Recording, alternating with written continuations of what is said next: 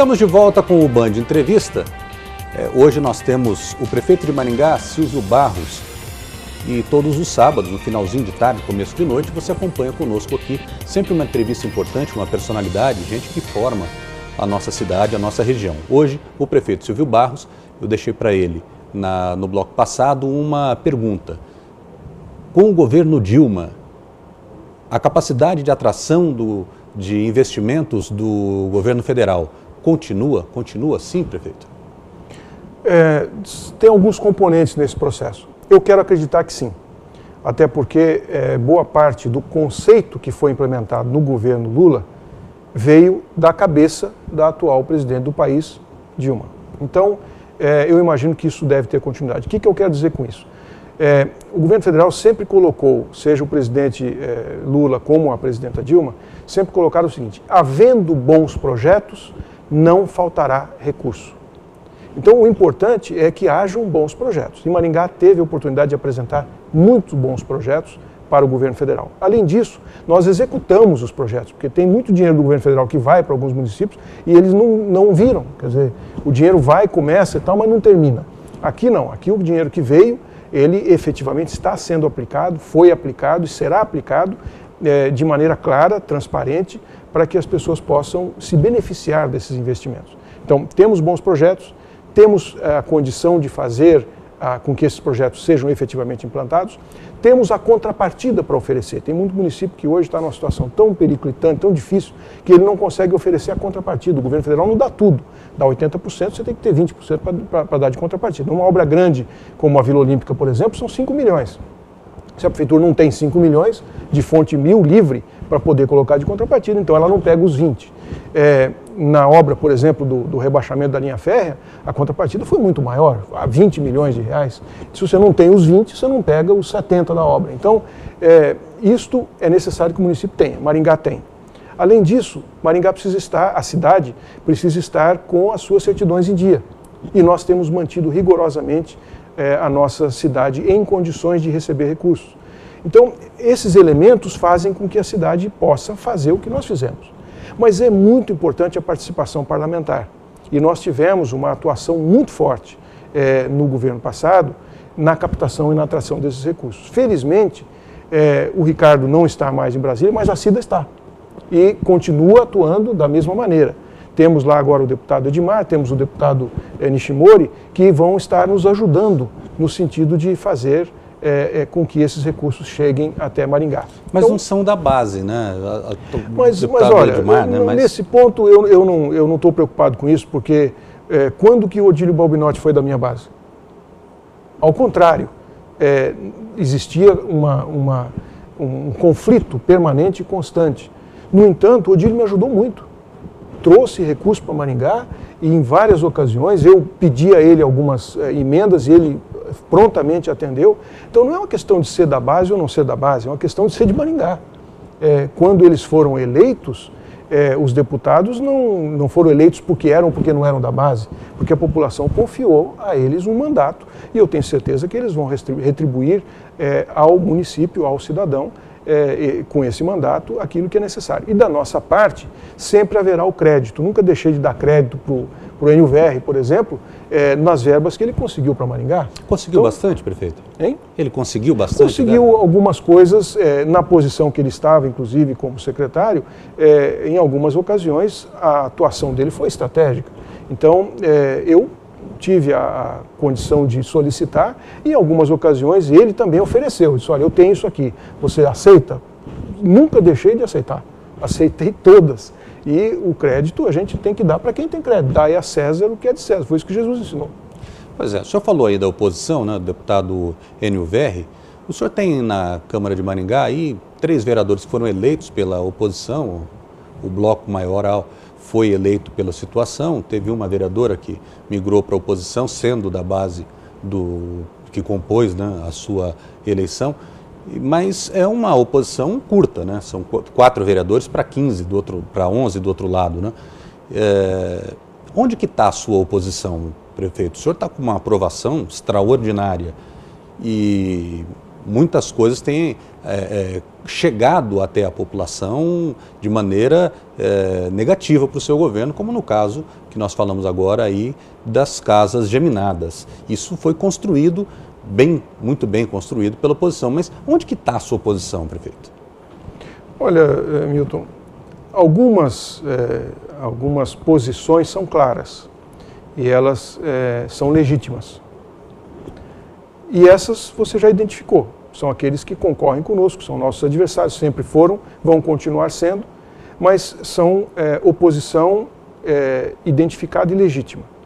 O problema a qual você está se referindo é quando a gente não consegue identificar e quando não há legitimidade. A legitimidade vem da ideologia, por exemplo. Eu tenho uma ideologia e o partido adversário tem outra. Então eles querem fazer as coisas para o bem da população de outra forma. Já tiveram a oportunidade de demonstrar isso aqui em Maringá, tiveram alguma dificuldade para o povo aceitar e gostar, mas isso é outro departamento. Cada um acredita naquilo que acredita. Existem pessoas que não podem fazer isso abertamente. Eu até gostaria de saber, porque aí a gente senta e conversa. Mas não podem fazer, por quê? Porque não há legitimidade no pleito. Então, por exemplo, você deu o exemplo da casa geminada, toda essa discussão foi inventada. Não há prejuízo nenhum para quem quer fazer casa geminada. Mas as pessoas pensam que há. Por quê? Porque alguém construiu isto com algum propósito e não tem coragem de assumir. Ele não pode aparecer, porque se ele aparecer, vai ficar evidenciado onde é que está o interesse dele e vai ficar claro que nós estamos defendendo o interesse da coletividade, da qualidade de vida das pessoas, da possibilidade dessa cidade ser uma cidade onde as pessoas têm a condição de viver bem, enquanto eles estão defendendo o seu próprio interesse, independente de qualquer coisa. Então, quando essas coisas não são legítimas, a gente não consegue identificar de onde vêm essas situações. E aí existem as articulações, existem posições que eu fui orientado a não me expressar, porque senão a gente acaba criando mais problema ainda. Mas existe gente que me meteu na cabeça que quer, de um jeito ou de outro, provar que a gente não merece a credibilidade que a população nos dá, que a gente não faz as coisas do jeito que deveria fazer e que vai dar um jeito de processar, de botar na cabeça, sei lá, botou na cabeça que é assim.